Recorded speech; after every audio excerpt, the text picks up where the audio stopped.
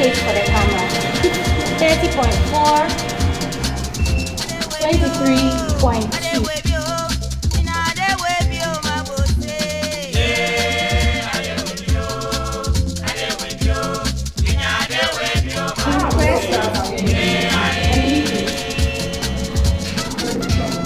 What's this? Okay, so check the positive. Just press it on the go close to the liquid and press it. So what is this one?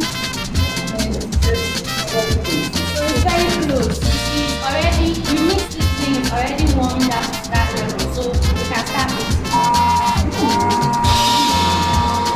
Some more.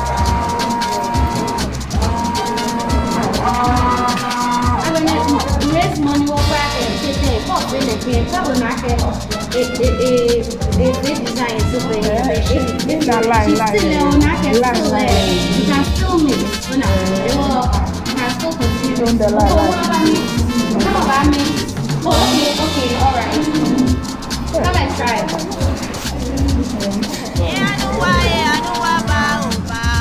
So, Mr. Mansa, you are coming forward.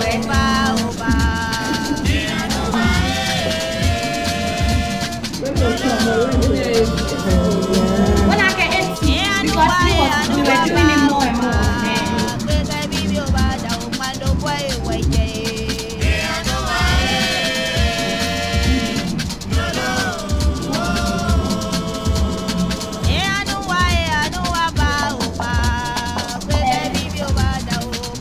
So that is that.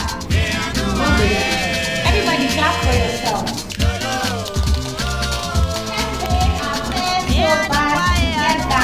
When we come back, we're going to come and everyone will take one home and go and use it after 2 weeks.